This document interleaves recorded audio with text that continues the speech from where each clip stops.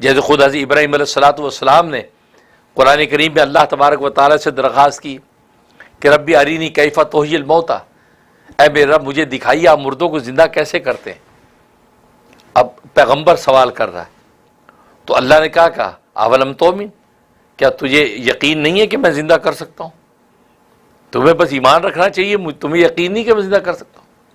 اب جب یہ سوال کیا بلا شبہ میں یہ ایمان ہے، یقین ہے آپ مردوں کو زندہ کر سکتے ہیں، لیکن میں کیا کروں، ولکن لیطمئن قلبی، میں اطمینان قلب چاہتا ہوں، یعنی مشاہدہ آنکھوں سے کروں گا تو طبیعت کا اطمینان اور بڑھ جائے گا۔ پہلے ایمان تھا، ابھی اطمینان بھی ہو جائے گا، طمانینۃ قلب بھی نصیب ہو جائے گی، اور اطمینان ایمان سے اوپر کا درجہ ہوتا ہے جس کو طمانینۃ قلب شرح صدر کہتے ہیں۔ تو پھر اللہ تبارک و تعالیٰ حکم فرمائے 4 پرندے پال لو، 4 پرندے پال لو، ان کو اپنے ساتھ جو مانوس کر لو، پورا قرآن میں ذکر کیا اس کو۔ انہیں 4 پرندے پال لیے، جس کے اندر لکھا ہے کہ ایک اس کے اندر جو ہے وہ یہ گدھ تھا، گدھ، ایک اس کے اندر مرغا تھا، ایک اس کے اندر کبا تھا، اسی طریقے سے ایک اس کے اندر جو مور تھا۔ یہ جانور آپ نے پالے اور ان کو پھر مانوس، ان کا ایک نام رکھ لیا، ان کو پھر مانوس کر لیا اپنے ساتھ، ان کا نام لیتے تو دوڑتے ہوئے آتے تھے۔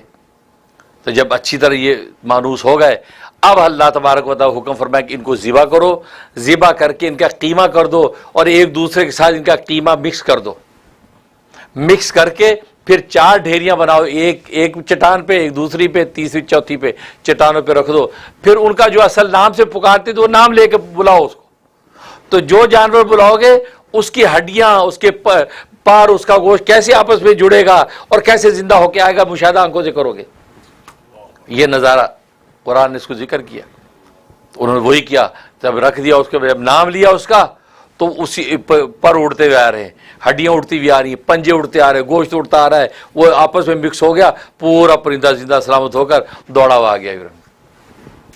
دوسرے کا نام لیا، وہ بھی اسی طریقے سے دوڑا ہوا آ رہا ہے، چاروں کے چارے۔ تو گویا کہ اللہ تبارک و تعالیٰ نے مشاہدہ کرا دیا ابراہیم علیہ الصلوۃ والسلام کو، ایسے زندہ کرتا ہوں کہ جس کا جو جز جہاں بھی ہوگا اس کو اکٹھا کر لوں گا، اور اکٹھا کر کے زندہ انسان کھڑا کر دوں گا۔ آج یہ عقیدہ معاد والے کہتے ہیں کہ یار جل کے راکھ ہو جائے گا، تو راکھ کہاں سے اکٹھی ہوگی؟ یہ تو جانور نے کھا لیا، شیر نے کھا لیا، مچھلی نے ہڑپ کر لیا، یہ زندہ کیسے ہوگا؟ اللہ نے سارا نظارہ دکھا، جس کا ذرہ جہاں جہاں ہوگا وہاں سے اکٹھا کر کے زندہ انسان کرنا، کھڑا کرنا ہمارا کام ہے، کھڑا کر دیا۔